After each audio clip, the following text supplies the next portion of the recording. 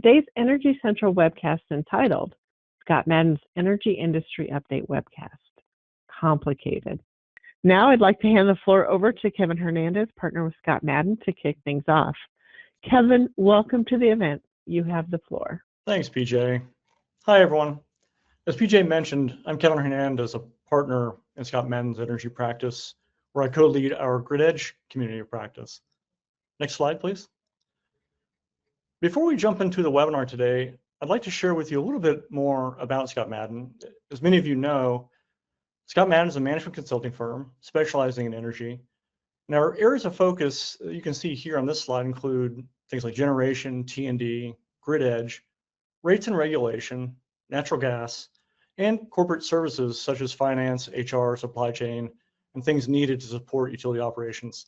We primarily serve the electric and gas utilities, and we spend much of our time focused on helping our clients navigate a wide variety of challenges.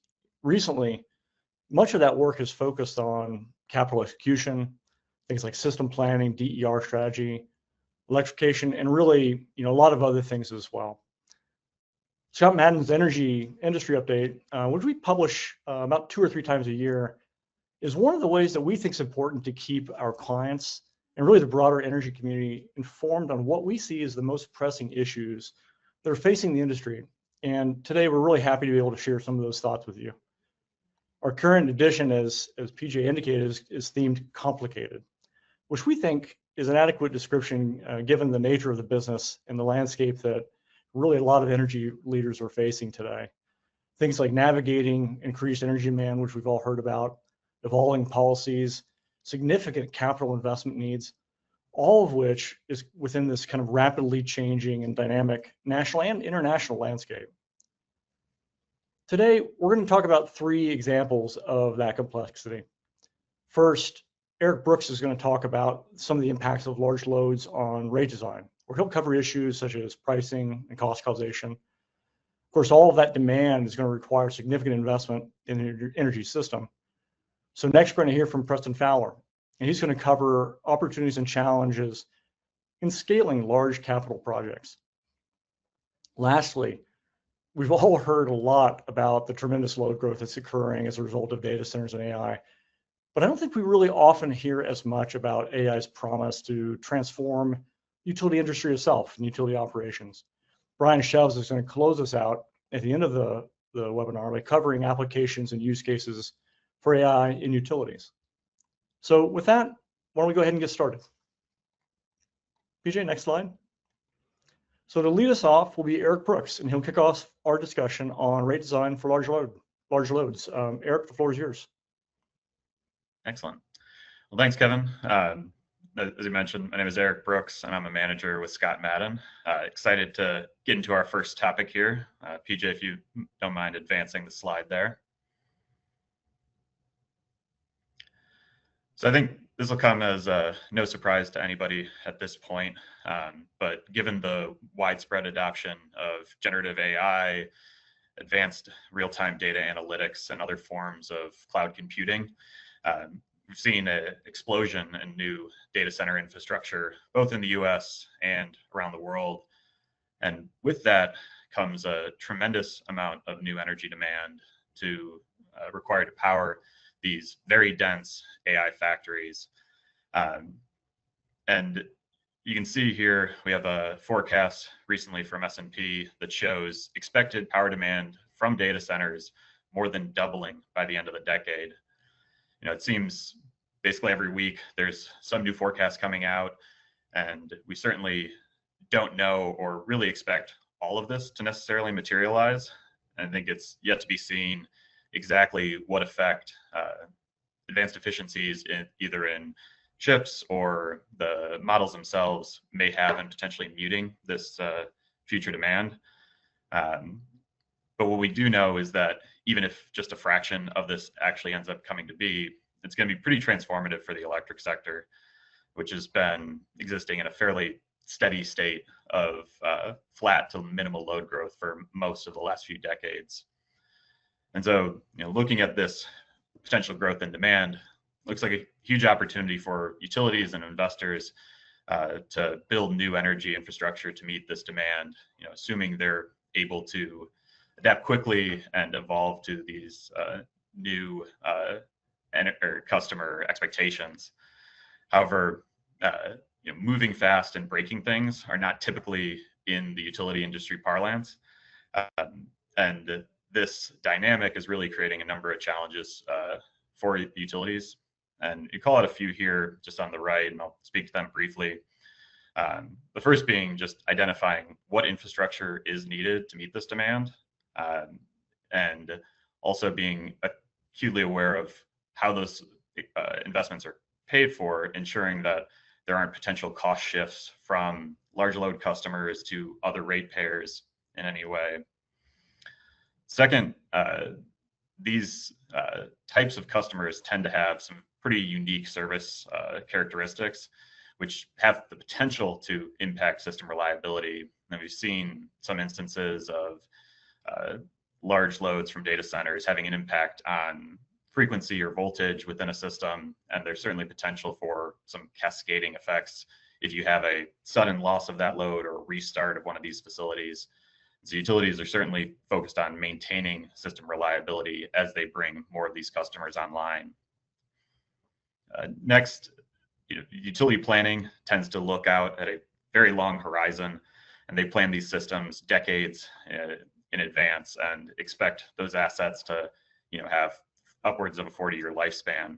And so when they think about investing significant new capital for these types of customers, there's the potential for some tail end risk if either that load doesn't materialize or doesn't stick around long enough to recover the cost associated with it, which is certainly a pressing concern for regulators. And then just the last piece around interest and risks associated with new technologies. Given the excitement around AI and data centers, a lot of the hyperscalers are looking at new types of technologies, particularly on the generation side, in the form of new nuclear or large or long duration storage. And with any new technology comes development risk, and it's important to make sure that those risks are allocated appropriately. But PJ, if you don't mind advancing the next slide, kind of zooming out at a national level, all of this load growth and these issues around AI are taking place against a backdrop of already increasing rates, rising concerns around customer affordability. We've seen a lot of rate increases in recent years, largely driven by some pretty significant investments to modernize T&D infrastructure, also turnover in the generation mix, and utilities adapting to increasing frequency and severity of climate and extreme weather related events. And so with that in mind, we've seen a lot of interest from both state regulators, FERC, and legislators trying to understand how rates are designed for these types of customers and how the cost associated with any new energy infrastructure is being allocated. So the map here is a combination basically showing just current count of data centers by state, and the color coding indicates states that have either adopted new tariffs for these types of customers or are adapting existing tariffs and energy services agreements to accommodate these types of loads. And I think the big takeaway here is that while the data center development today has largely been clustered in a few particular regions, obviously in Northern Virginia being the largest,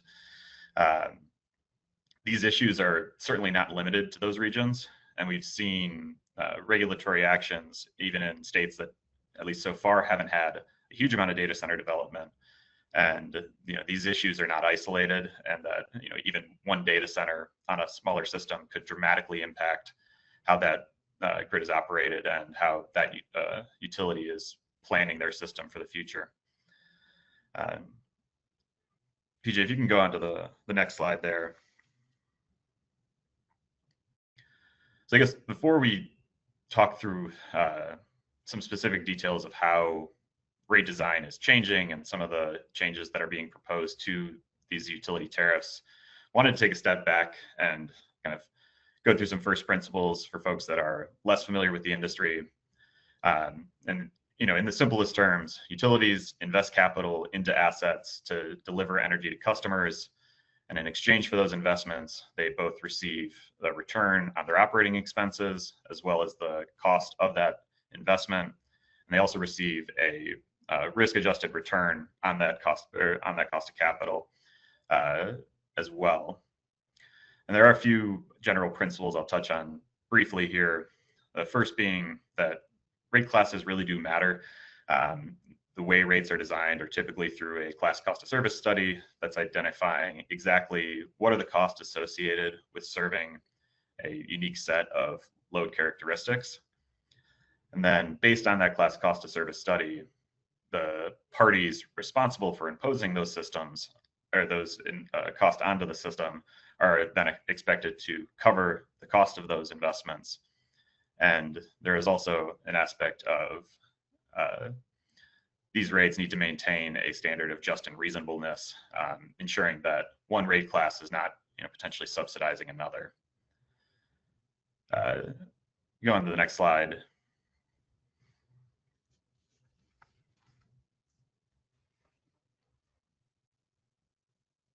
There we go. So in order to maintain those fundamental principles, we're seeing a variety of measures taken either by utilities proposing new rates or regulators revisiting existing rates. And there's a variety of kind of risk mitigation provisions that are being considered. And these come in a few different forms. Some of the most common ones we've highlighted here. The first being around minimum demand charges. So these would basically require a large load customer to cover some percentage of their contracted capacity, regardless of what their actual usage is. And this just provides a bit more assurance that those costs will be recovered. The next piece is around contract duration. And so we've seen these tariffs suggesting to require these customers to sign a contract over an extended period of time and really lock in that rate recovery to at least closer align the repayment period with the life of those assets. Additionally, there are also stipulations that require upfront collateral for certain developers that may not meet certain creditworthiness requirements. And in some instances, utilities are directly assigning costs of particular investments to specific customers. But all of these types of provisions are attempting to strike a balance between protecting other rate payers and mitigating some of those risks that we highlighted earlier, with also enabling economic development and not being seen as an impediment to data center or AI development. Beyond local or state development, there's obviously some national priorities at play here. And from a federal level, there's been a lot of effort to make sure that the U.S. is well positioned to capitalize on the potential value of AI. So certainly some motivations there. And then obviously from a shareholder perspective, continuing to grow rate base, find opportunities to invest in new capital in a smart way is always going to be a priority for these folks. But I think as the title of this EIU indicates, this balancing act is quite complicated and definitely is something that's still being worked out in various places. But PJ, if you want to jump to the next one. So I want to touch on briefly just one example that's really at the epicenter of this discussion. And this is an ongoing proceeding in Virginia. Dominion Energy has, within their most recent rate case, filed a request for a new rate class targeted towards data center customers. I know we mentioned earlier that Virginia is really the largest market by far, and I think this is well known. But this quote here from Dominion's head of their data center practice, I think, really exemplifies it, which is just the sheer scale of that region of the country relative to other markets. And with that comes outsized risk and challenges for them to manage. But also, the folks at Dominion are as experienced as anybody at dealing with these types of customers. So talk briefly through some of the provisions that were included in that proposal. And again, these hit on several of the categories we just discussed. But this proposal would apply to about 30% of their current data center customers in Virginia, as well as new customers that have at least 25 megawatts of demand and a 75% load factor. Those customers would be required to pay a minimum demand for covering 85% of their transmission and distribution cost, as well as 60% of their generation cost. This proposal also puts them on a standard 14-year contract cycle with the option for a ramp-up period during that first 4-year period. They did provide some flexibility for those customers to reduce their load up to 20% without additional fees. But any changes beyond that, of either reducing their load in the future or backing away, would come with some pretty substantial exit fees and penalties associated there. And then the last piece is on the collateral side. This is really a substantial amount of investment for those developers that are not meeting the creditworthiness requirements and would require a $1.5 million upfront payment per megawatt. I will note, so this was reflecting kind of the initial proposal. They've been going through, hearings over the last few weeks, and a set of data center customers recently proposed some amendments to this that would lower the demand charges as well as increase the applicability to 50 megawatts and reduce the collateral. But we'll see kind of where this all shakes out. I think these types of provisions are largely in line with what we've seen in other jurisdictions, and certainly expect to see some alignment over time on these pieces. But PJ, you can advance there just to the last slide. Just to close this out, I think a few takeaways I just want to hit on. First being, this demand growth is here, and forgoing, some major change in expectations for the future of AI, likely to see continued demand growth over at least the next 5 to 10 years. Due to that, utilities and regulators are monitoring this closely, understanding what are the impacts of these new customers, and looking to adapt their rate design to ensure that there is an appropriate balance for managing the risks and opportunities associated with this new load. But I'll pause there and hand it back to Kevin for now. Thank you. Great, thanks, Eric. Pretty interesting. It's one of those things that you always hear, I think, a lot of industry events, is this need to balance the opportunities with some of the rate impacts. Next up, we have Preston Fowler, who's going to walk us through his thoughts on scaling capital projects. Preston? Thanks, Kevin. PJ, you can go ahead and go to the next page. So really, across the industry, the money is moving, and it's moving towards the grid. Transmission and distribution are carrying the biggest shares because the load is rising from 3 directions at once: electrification on the customer side, onshoring and industrial policy on the supplier side, and finally, data centers changing the shape of demand altogether. Generation and storage are coming along to support that backbone, but the spend that's most likely to happen sits in the near-term years of those capital plans. The challenge here isn't conviction, it's conversion. It's turning those plans into permits, purchase orders, and ready sites on a regular and reliable drumbeat. 2 habits that we've seen that are helping is, first, preferring proven designs and standardized packages so every project doesn't start as a science experiment. Second, placing projects where siting and interconnection already have momentum. Programs that line up with build schedules, with factory calendars, planned outages, and seasonal construction windows tend to avoid the stop-start rhythm that adds cost without adding much value. With that investment picture set, the obvious practical question is, can the sector actually get the equipment when it's needed? Next slide.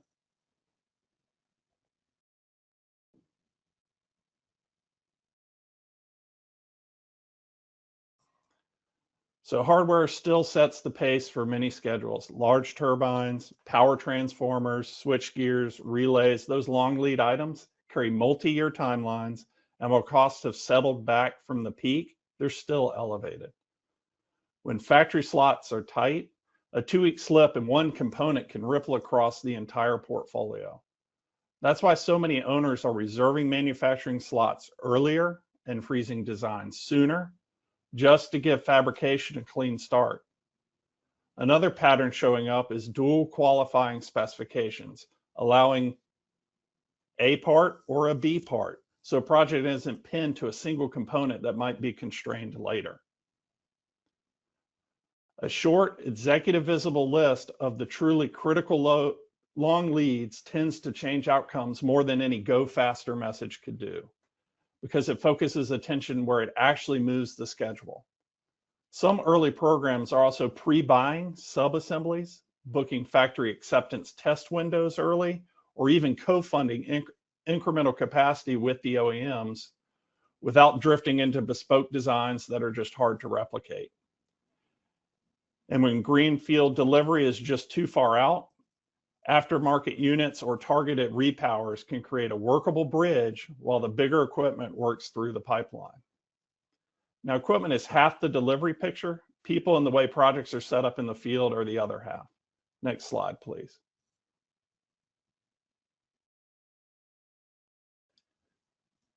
Power work is still busy and data center projects are adding heat. Healthy demand is good news, but it concentrates pressure on pre-construction, procurement, and the field. Portfolios tend to move faster than scopes when scopes repeat and standards are clear. This way, crews can build a familiar solution rather than reinvent details under time pressure. Projects also advance sooner in places that already have siting and interconnection advantages. The teams that keep early design, procurement planning, and construction planning in one rhythm see fewer handoff delays. Those are the lost days that rarely show up in a Gantt chart, but inevitably show up in the cost report down the line. And really simple tactics can pay off. Constructability reviews that catch sequencing snags, temporary works plans that are ready before the crane shows up, the clean work packages that bundle drawings, materials, and quality control steps. Layer on short look-ahead planning and lightweight change control, and crews spend more time building and less time waiting on things to happen. The goal here is repeatability. The more a portfolio can feel like a product line, the smoother delivery feels on the ground.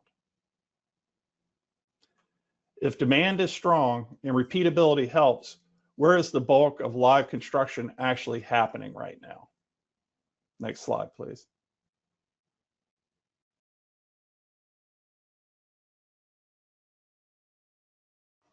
Construction in progress data shows utilities are out front among all the large owners, giving evidence that pipelines are funded and projects are truly moving. That concentrate isn't just a people story, it's a market signal for where equipment, materials, and contractor capacity will tighten next. In those hotspots, programs that align OEM production slots, like multi-year supply frameworks and standardized designs, are seeing smoother throughput. There's also a geography play here. Clustering projects to share laydown yards, logistic routes, and commissioning resources reduces friction and keeps the field leadership in place. From a delivery perspective, portfolio sequencing around interconnection readiness, outage windows, seasonal work conditions help avoid competing peaks across multiple projects. On the commercial side, pacing awards to cash flow and rate recovery limits the bill shock while still advancing the critical work. Read that construction in progress like a heat map. Then point procurement, scheduling, and supplier engagement where the heat is the highest. Even with smart staging, shared logistics, the labor market shapes what's possible, especially when experience retires faster than it's replaced. Next slide, please. The labor story is really two stories. It's around capacity and experience. Open roles still outnumber hires in many markets, and retirements are shifting crews towards more junior levels. That puts a premium on field leadership. Those foremen and general foremen who turn plans into steady daily output and maintain quality when the tempo increases. Standardizing work packages helps newer teams hit plan rates without heroics. So prefab, kitting, remove the guesswork and reduce the time that otherwise would be searching for parts, redoing setups, etc. Placing in short interval control gives the supervisors their way to recover days, not weeks, when something slips. A small daily correction that can prevent a large weekly surprise. Some programs are even using small, traveling tiger teams to unlock stuck tasks across multiple sites without burning the local crews. And the basics matter. Apprenticeship pipelines, sensible rotations between day and night shifts, and clear overtime rules tend to protect both safety and retention of employees. The more predictable the work, the less the outcome depends on finding new unicorn crews that can adapt to everything. Next, there's another element that consistently shapes timelines across regions, regardless of how well a project is staffed, and that's interconnection. Next slide, please.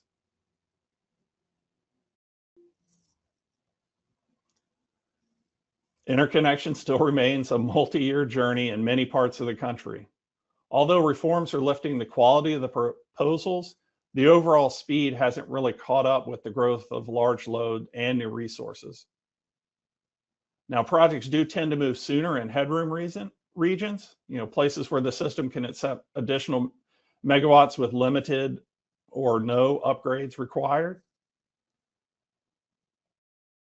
Flexible arrangements like non-firm or curtailable service for large flexible customers can act as a bridge while the network work advances and tries to catch up.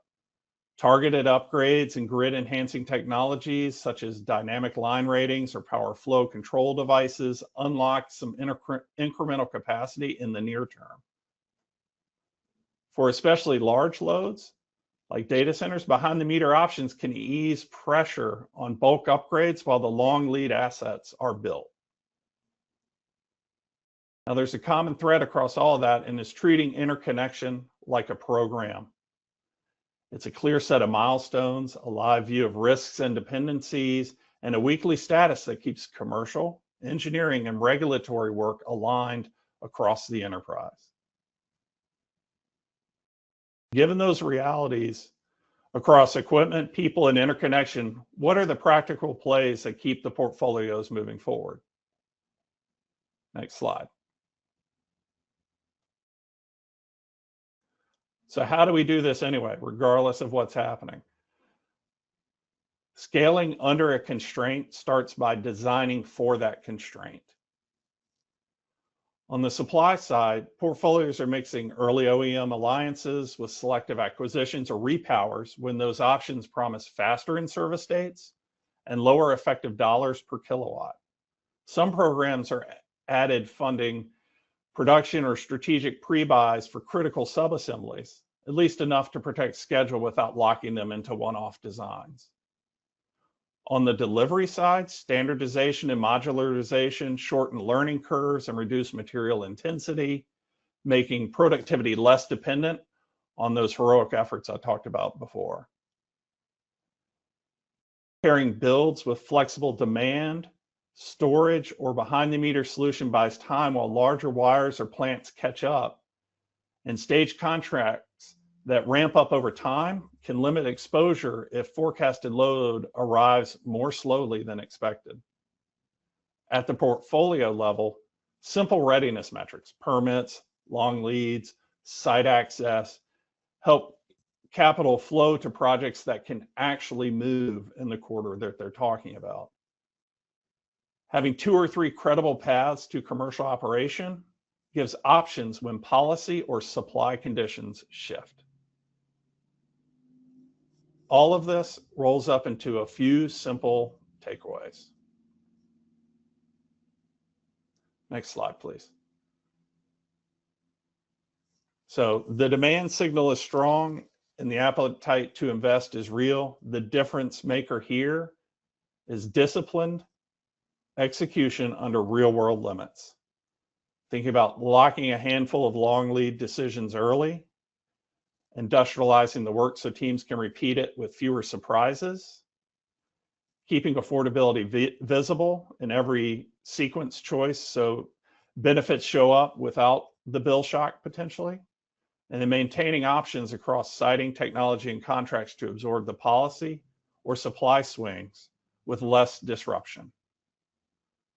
With those practices in play, capacity can be added at a pace without sacrificing reliability or the customer bill. The bottom line here is disciplined execution is separating outcomes. Kevin, back to you. Thanks, Preston. There's no doubt that executing on large capital projects is going to be really a core competency of any successful utility moving forward. All right, next up, we have Brian Shevs who's going to walk us through AI and energy. All right, thank you, Kevin. And thank you everybody for attending this webinar. Very excited to talk to you all about artificial intelligence, where it is, where it's going, and how it affects our industry.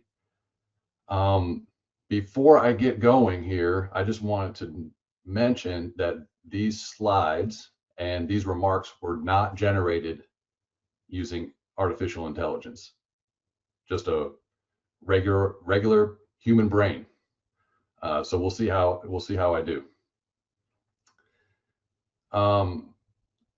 If we could advance to the next slide, that'd be lovely. Thank you very much. Okay, so maybe in the understatement of the year, this was June 2024, Mr. Jensen Huang, the CEO of NVIDIA, said, "My guess is energy consumption goes up quite substantially."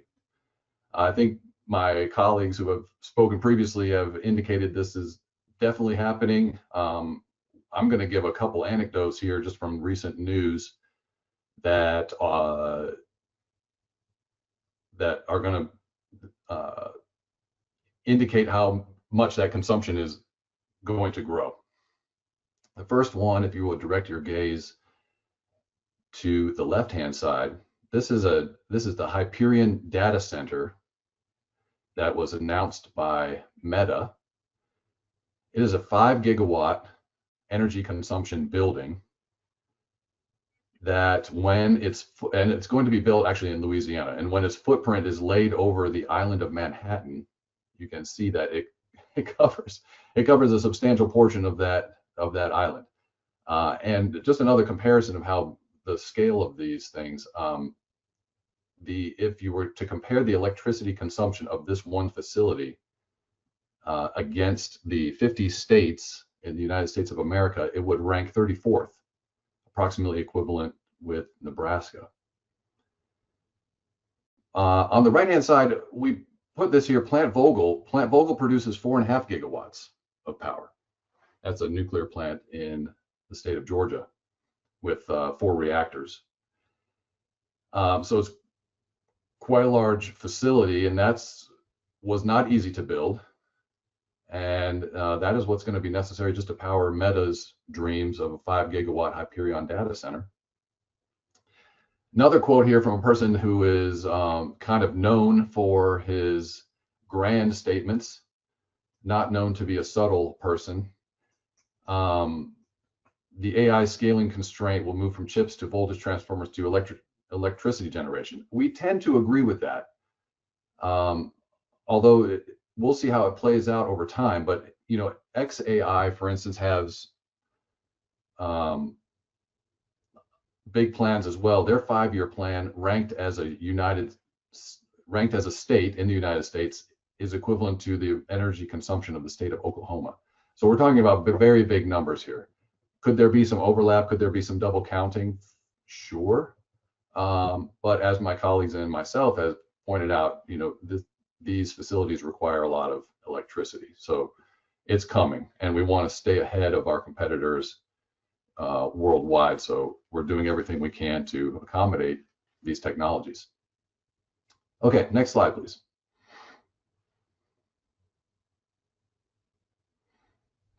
As my colleagues have also pointed out, this is just another view of data center demand based on geographic region. The gray is existing and the blue is future demand. A lot around the Dominion PJM, non-ISO West and non-ISO Southeast. So think, Western United States, Washington, D.C., and then of course, in the Southeast would be Atlanta, Florida, places like that. So we are experiencing a lot of demand, and we're anticipating a lot of demand. Georgia, just some more stats for you to see where Atlanta, Georgia, and the surrounding areas are thinking. Georgia's projecting 8.2 gigawatts of load growth by 2030 in the next 5 years, in the next 4.5 years. 80% of that is coming from data centers. I know they have counties around, the surrounding area. The counties are kind of putting on the brakes and saying we need to slow this down. We need to be a little more deliberate with the approvals that we're making, and let's get some bigger plans in place because of all of the requests for building and demand growth in their areas. Okay, next slide. So we want to shift gears a little bit here. So that's kind of where we are, where we're going. But what a lot of our clients are doing, and of course Scott Madden is helping them with this, is to use artificial intelligence to help us prepare for artificial intelligence. And I've got 3 here just to kind of get the juices flowing, and then we'll go a little deeper into each of these categories. But the first 2, grid planning and grid operations, what AI is very good at is taking a large amount of data, a large amount of variables, and processing it and creating a model, its own model out of it, and then producing outcomes based on that model from new data. You can see how that might apply to grid planning and grid operations. So for grid planning, obviously we're looking for, okay, where is the best place to put a new generation? Where should the transmission go? And there's just a multitude of variables associated with that. It becomes very complicated very quickly. So it could be local politics. It could be the cost of the infrastructure, other things like that. In the grid planning, and then of course the engineering on the grid to make sure it's as efficient and reliable as possible. AI can help with that. Once you build and train the model, perhaps in this case using a neural network, then you just feed it new information to say where, I would like to play, is this a good place for a power plant? How many megawatts should it be? And you could theoretically get answers from that. And the other one is a little shorter time frame, grid operations. Same idea. A lot of inputs, a lot of variables. And AI could help, once the AI model is built, the neural network is built, and outcomes are being generated reliably, you could see, in my mind's eye anyway, an AI terminal right there in the grid operations room that might be making suggestions for the operators, for them to say, what time, giving me a forecast, when should we be doing dispatches, and helping those operators with better efficiency, unlocking generation, unlocking underused generation, et cetera, based on the weather forecast, for instance. So we can definitely see that coming. The last one, siting and permitting. So this is anywhere you have a large volume of data in a database sitting somewhere. And we can imagine where there's siting and permitting documents, throughout the country, just sitting there with very few people reading them. But if you give them to a large language model and train a large language model on them, you could actually see where AI can help both on the preparation of siting and permitting documents and on the review of siting and permitting documents. Okay, so let's go a little deeper. Let's take a look at a few more of these. Similar to the siting and permitting, again, let's say a lot of facilities, a lot of utilities have a great deal of past system and asset health reports. These are necessary to communicate like what's going on at the site level, at the asset level. Okay, we have a lot of those in the database. Let's feed those to AI. Let's train a large language model. Let's generate a GPT.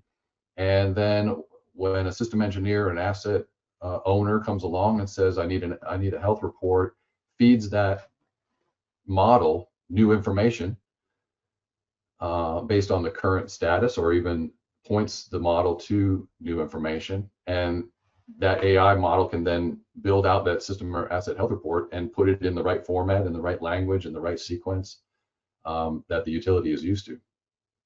Another good example of generative AI is maintenance and work order planning and scheduling. This is something Scott Madden's been working on for some years with the DOE, where utilities, again, have a large database of maintenance work orders, and it would take quite some time to train a new person on all of those work orders. And let's be honest, a lot of those work orders are copy paste from previous work orders and then adjusted to accommodate the new circumstances. So we can see AI just going through that process itself, but doing it quite a bit faster and perhaps even more comprehensively than a person would be able to review all the outstanding work orders that have occurred on that system or that component.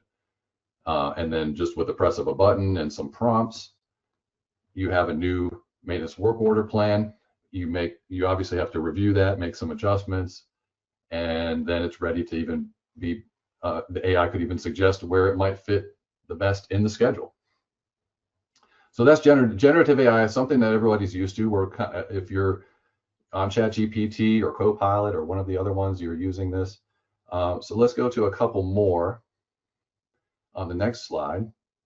These are associated with predictive AI. So they're very similar, optimizing combustion and moisture carryover. We've seen these actually in use in the industry. They've been made public. And optimizing combustion, this is similar to the grid, optimizing the grid. So you're an operator at a gas plant and you want to decrease emissions but also increase output. You could see an AI taking all the different variables from the temperatures, pressures, the fuel mixes, the forecast, the actual weather forecast, other things, and putting all of that into its model, and then making suggestions to the operator saying, okay, make an adjustment here, make an adjustment there in the control room that might reduce emissions or increase the power output of the unit. Same thing with moisture carryover. This is a little more technical, but moisture carryover is something of a black box, I've been told. These things are difficult to put, to get a physics model and wrap it around this. But AI is able to do this given inputs, and the model is then trained and shown what good looks like. We want to decrease moisture carryover to the turbine, of course, and AI can help us do that. AI can analyze that model, analyze that situation, and give us an output based on what kind of the type of fuel that we use or the fuel design that we're intending to use. What does that do to moisture carryover? Because we want to reduce damage to the turbine and other downstream components. Lastly, expert systems. This is something a lot of utilities we see that they struggle with, or they dedicate resources towards, is distinguishing CapEx from OpEx. Everyone has rules. What is CapEx? What is OpEx? And it needs to be one or the other bucket. So we can train an AI model on those rules and then show it all the previous examples of what might be CapEx and what might be OpEx. And then we feed it new information. And then it makes a suggestion based on all the previous examples plus the rules that it was given and the new information, and it will tell us this could be distinguished as CapEx or this could be distinguished as OpEx. So something else that's just called an expert system. These are sort of subcategories of artificial intelligence that we've been seeing in use throughout the industry. Okay, so to summarize, I will echo my colleagues comments that data center use is increasing, energy is required, and the percentages are quite astounding in my personal opinion. But artificial intelligence is also something that can help us. It can help us prepare for artificial intelligence. It can help us get more out of our existing systems and networks. And there are really a multitude of use cases already being explored in the industry. And of course, Scott Madden is here to help. We are helping our clients do that. That's all I have. Back to you, Kevin. Thanks, Brian. And I'll invite my other panelists here to come online. We've gotten a couple questions in, and Eric, I'll probably start with you on the question of data centers. There's been the question that came in. There's been a lot of this discussion recently around data center flexibility, right? And so, can data centers flex their demand in a way that allows them to come online faster, allows utilities to serve them some faster? It may be necessary for them to accept some, either reduced or capacity or service interruption or something of that nature. Have you seen examples of that, particularly as it relates to large load tariffs or some of the energy services agreements that data centers have? Yeah, absolutely. That's a great question. I think the questions around flexibility and how these systems can operate in a kind of less impactful way on the grid has definitely been getting a lot of attention lately. I think we've seen some really interesting announcements from some of the tech companies like Google or Emerald AI that are testing out kind of how to manage these AI loads in a more creative way and either shift load or reduce it during periods of peak demand. I would say for the regulatory actions, we've definitely seen some interesting things at the transmission or RTO level. I know PJM came out with a proposal recently, and SPP has also come out with a proposal to offer, as you mentioned, kind of options for these large customers to connect to the transmission system, either with a partial load while infrastructure can be built, or basically, I think PJM referred to it as a non-capacity backed load. Basically, I think it's initially would be optional, but then potentially required for these customers to take some level of curtailment during those periods. I would say at a state level, we've seen some examples where these large customers are required to have some interruption provisions within the tariff. However, I think most of what I've seen, at least, has been really focused on how the grid operator can maintain reliability during a period of grid stress and basically setting some rules for when they're able to curtail that load. I think from the industry, from the developer perspective, it seems, they're really looking for this as a option or benefit to get service faster. I haven't quite seen that yet. I think one thing I'll note in the Dominion filing, they did commit to a future interruptible large load tariff at some point in the future. At least today, I haven't seen any details on that yet.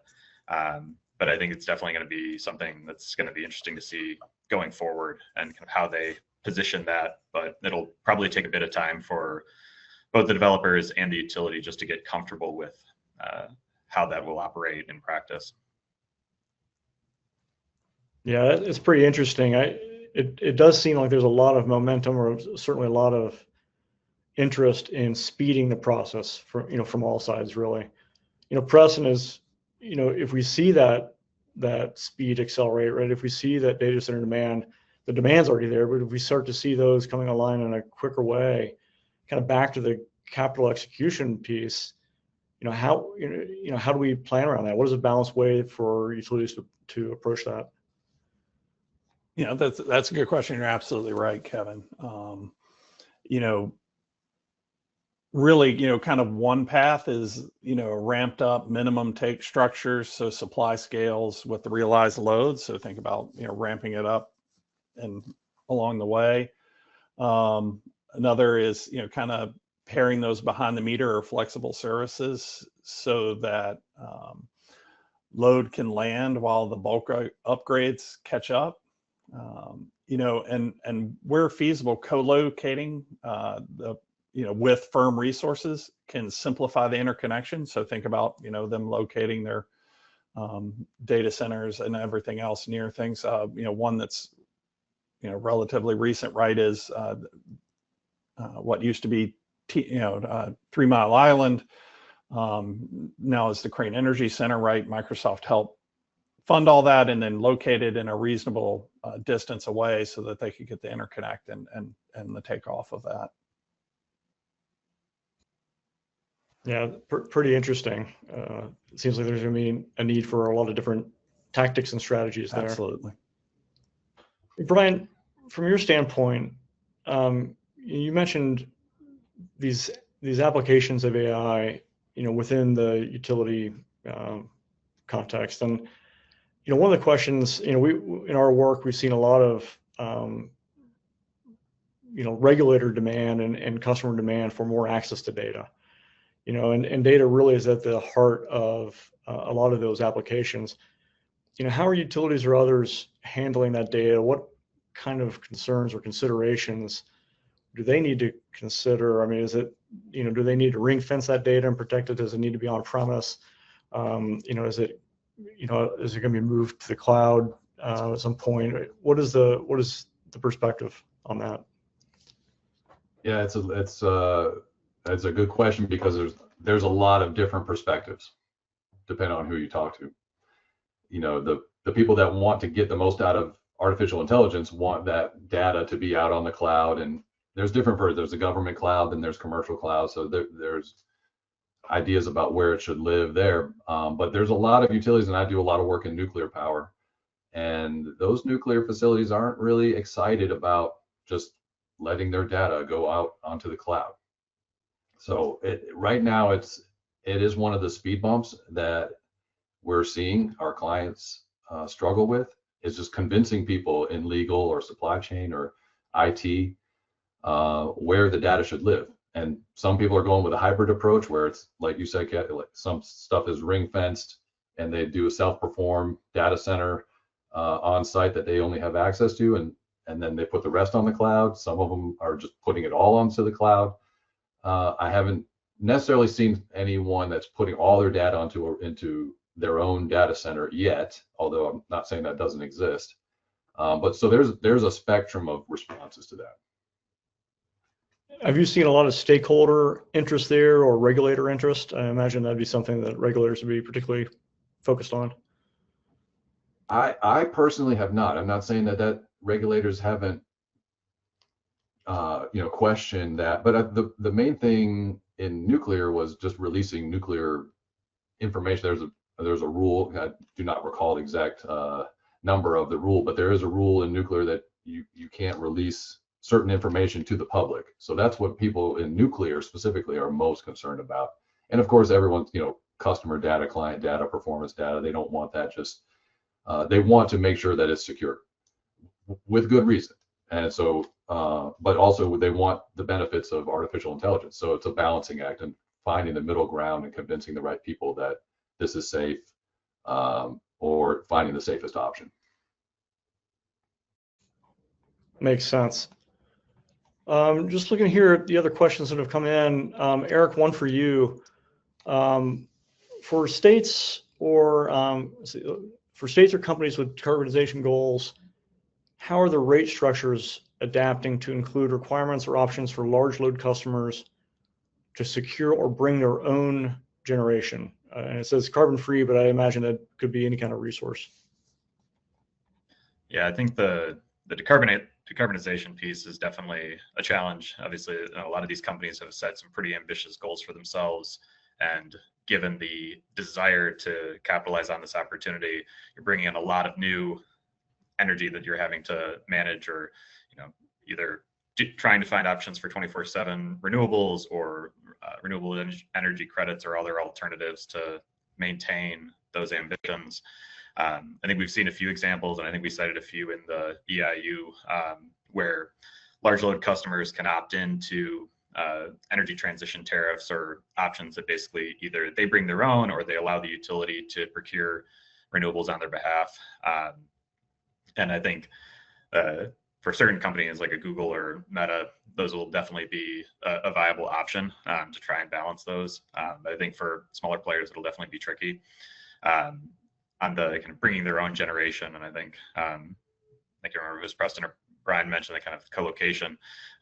There's definitely some challenges there as well, and just making sure that there are clear rules. And I know FERC is looking at some of this now as well. And I think there will be a lot more to come there. But certainly in areas where, like in the Northern Virginia area, there's limitations on how much you can really co-locate in those highly developed areas already. Yeah, absolutely. And we got another question that kind of speaks to that in the Northern Virginia area. And, our focus here is really on the electric infrastructure that serves data centers, but there are a lot of other attributes and considerations, I believe, that are important to data center developers, such as fiber and other things. I think water is one of those recently. I don't mean to throw you a curveball, Eric. I was at a conference not long ago where they were talking about the calculus for data center location has changed. No longer is it purely energy infrastructure, or it's really about speed to get the facility up and running. And that may be electric in some cases, and maybe water in other cases, but that seems to be changing. I don't know if you've had any experience with that or heard that as well. Yeah, I think we've definitely heard a lot about the speed to power, and I think these other resources or constraints are certainly in the mix as well and becoming a bigger issue for these developers. Hey, Kevin, I'll add something to that as well. As I was at a conference last week. This was in Atlanta. We had a person from Amazon join us, and they were throwing out some very large numbers, I assure you. And Amazon is spending in the next 12 months $100 billion on data centers. And then I actually just read in the Times this morning the combined Amazon, Meta, Microsoft, Google, and one other combined spend of those companies on data centers is $350 billion in the next 12 months. And the reason I say that is money really is at this point not even a huge part of the equation of getting these things built. So if they need a nuclear power plant to power it, they want to pay for that. If they need resources and infrastructure to get over to that facility, they're going to build that. That was my takeaway. Yeah, I've heard very similar, and we've probably only got time here for something real quick. Preston, just maybe in the last 30 seconds or so, with all that money coming in and all these projects, even for well-executing companies, how are those projects prioritized? How do you pick which gets executed first? I mean, that's a really good question. I mean, there's kind of three things to maybe think about potentially doing is, there's kind of a light stage gate. So think interconnection likelihood, permit readiness, OEM capacity, customer commitment, rather than kind of a heavy-handed, the traditional model of putting it through all they do around capital decision plans.